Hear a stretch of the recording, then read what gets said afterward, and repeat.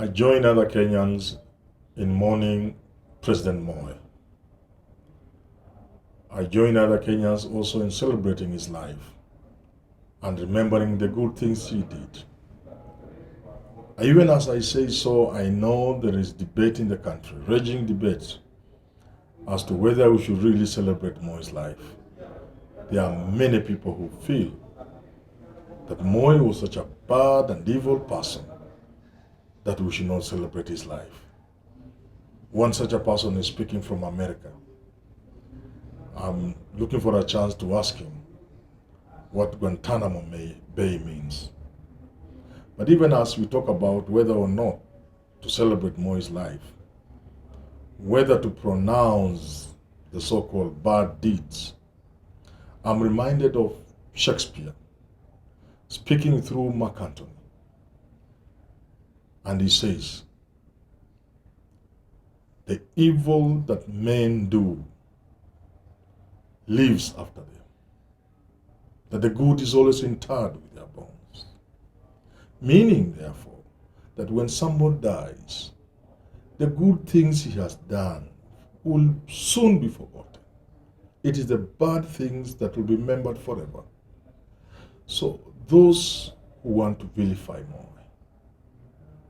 I think this may not be the time. Give those who want to celebrate Moi's life time to do so, because these good deeds of his will soon be forgotten. There will be time to make a serious evaluation, a critical evaluation of Moi's character.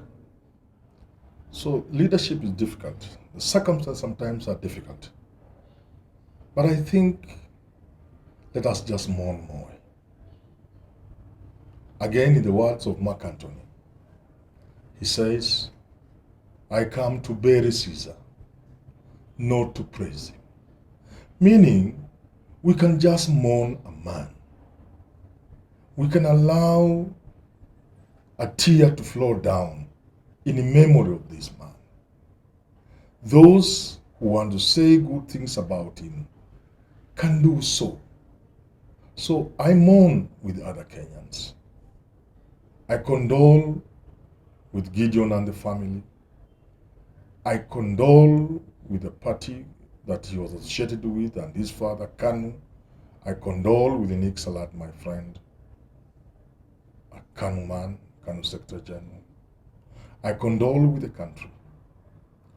I condole with Africans who appreciated Moi as a statesman. It is not easy to escape the truth that even as we say we do not say bad or good things, it's not easy to forget some of the very obvious things that Moi did. First of all, 24 years in power, he kept this country together. This is something you cannot ignore. We are still a united people. A country with 40 plus tribes. We have never had direct confrontation between tribes. There has never been tribal warfare in this country. Thanks to Jomo Kenyatta and Daniel Arap Moi and those who have come after him. We appreciate Moi and celebrate him because of the good things he did in education, for example. The quota system that has been disgraced and despised, and people have classified it as a very bad thing. It gave other Kenyans who would not have had a chance at enjoying the fruits of this country in various sectors. So yes, he was a man. He had his own weaknesses. And there are those who have said about Nyayo chambers, the torture. There are those who have talked about death. There are those who have been killed in this country, all the way from independence. There are people who have lost loved ones. There have been disappearances.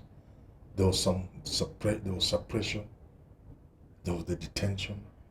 Raila is a living example of what that detention and torture could do to a man. And there are those who died. There is Kenneth Matiba who suffered. There's Charles Rubia. There are many other Kenyans. But this is not the time to do that. a time should come when we should take stock and look at our history and judge our leaders. That time will come. We'll look at what Kenyatta did to this country. We'll look at what Moi did to this country. But I beseech Kenyans, because at the moment of passion, you can find yourself doing something that you could even regret. Only yesterday, during the State of the Nation address, the House Speaker, Nancy Pelosi, was so agitated that at the end of the speech, the president's speech, she took the signed copy, a record of the House, for the American people and tore it right behind the president in the full glare of cameras. I'm sure Nancy Pelosi must be regretting that. So as leaders especially, this would be hardly the time. It would be hardly the time to talk about the bad things that Moi did. Because when that time comes, without being apologetic, there could be those guided by history who give the context in which these things happen and perhaps judge Moi a little more favorably than we might want to do today. So as we mourn Moi, let us allow those who want to celebrate his life do so. Let those who want to say a few bad things do so. But my thinking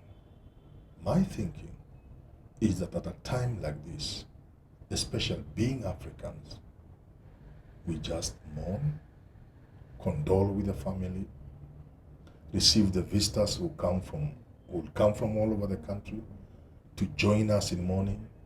They shouldn't find us throwing words and barbs at a dead man. That is what it means to be an African. Raila is a living example that in life there are many things we put behind us.